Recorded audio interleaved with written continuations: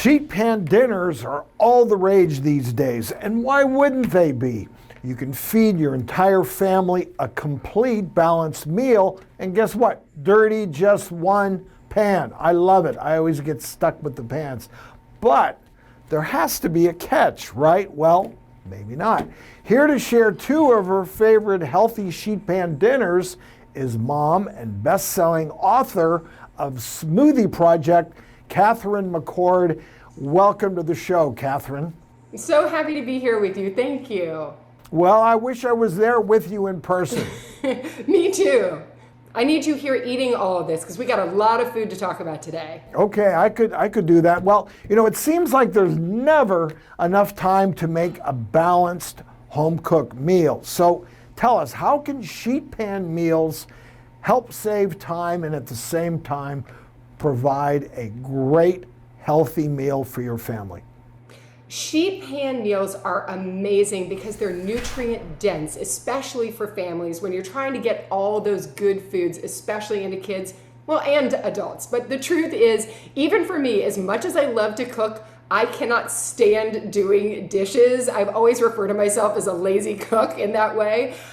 So that's the best part about a sheet pan meal. You get everything on it: protein, carbohydrate, vegetable, and only one little sheet pan to clean. What's the trick so that you don't have a messy pan to clean up? Well, you want to make sure that you cut things into appropriate size pieces so that everything cooks really evenly. But then olive oil is a good trick to it not sticking. So that's a good one too. Is there a specific size pan that you need to make a sheet pan dinner? What do you recommend? Yeah, so we call them half sheet pans. That's the traditional name. They're about 13 by 18 inches, but don't limit yourself. There's full sheet pans which are even bigger if you're gonna serve even more people, or I've got a quarter sheet pan here, which is perfect when you're serving 2 people.